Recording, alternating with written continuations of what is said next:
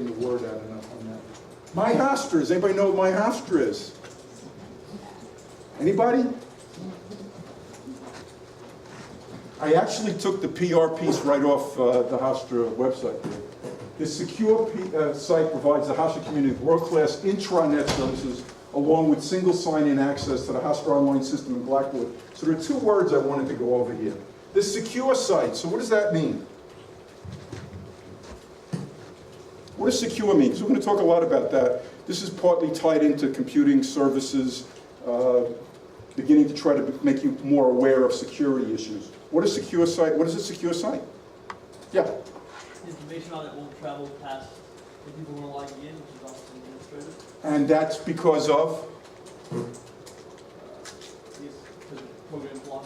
Okay, because it's an encrypted program. It's an encrypted program. Okay? And the other word that I wanted to ask you was intranet. What's the difference between an internet and an intranet?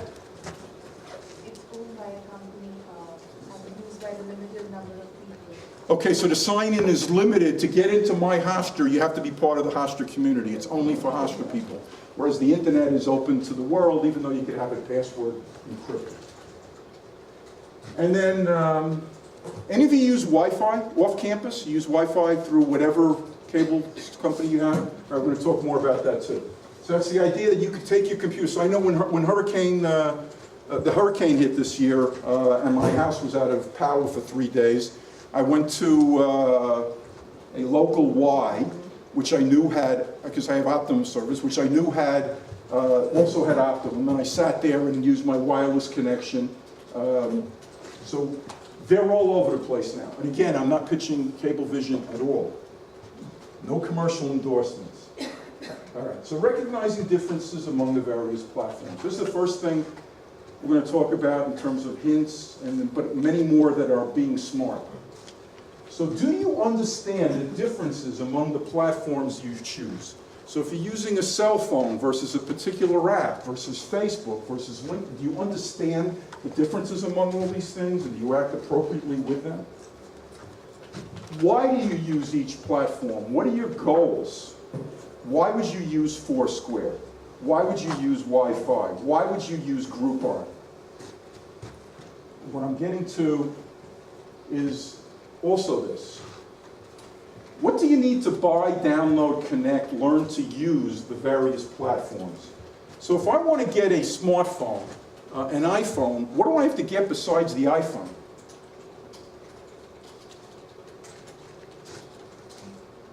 What do I have to get besides the iPhone? Huh? Okay, I have to pay for the service, and the minimum service goes up because the smartphones require a certain minimum monthly fee. So with each of these things, know what we have, what is involved with it. You know, how many different things do we have to buy to support it? What do we have to do to learn to use it? Know what you're doing and be selective. So we don't have to have every single thing that we had on the board there a minute ago. So is it really necessary to have the latest hardware? So we as marketers, and I'm a professional marketer, I'm a professor here, but I teach marketing. One of our roles is to convince you that every time we come out with a new model of something, you need to buy it.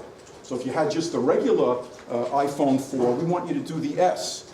Well, think about it, right? Do you really have to do the upgrade with the hardware? Is it really necessary to spend that money? Is it really necessary to keep signing up for so many apps? And what I've written in parentheses there is every one of them has some kind of information stored on your device.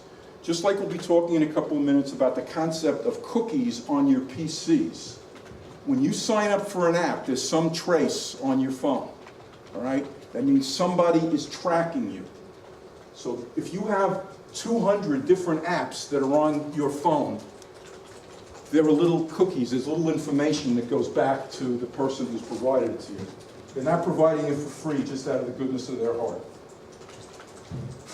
How should you approach each social media platform that represents you with regard to the style or the look you use?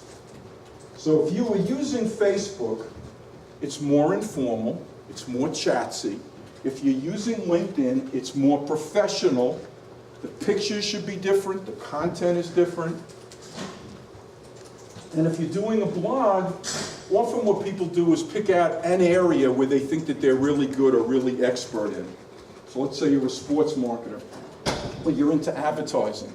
Or I had a student of mine who actually developed a business out of this thing. His website's called Pigeons and Planes, and it's a blog, and it's been involved in music. And he basically started it on his own. He was able to sell the company while at the same time getting a job for himself there. But he was interested in music, and he developed a following in the tens of thousands. So blogs would tend to be more, also informal. How active a participant do you want to be versus just a visitor? So it's one of the things to think about with all these apps and all these social media that we sign up for. The amount of stuff flying around on us is incredible. Which platforms are more secure than others? Talk more about that in a minute. But it's very important to know when you communicate what is secure and what isn't. And the difference between, for example, HTTP and HTTPS. How many identities or user IDs should you create? We're going to talk a little bit more about that too, rather than using one identity to represent you everywhere. And we're going to also talk a little bit about the same password. How many people use the same password for virtually everything? Boo. I'll give you 2 boos. Boo. Because you're leaving yourself incredibly vulnerable.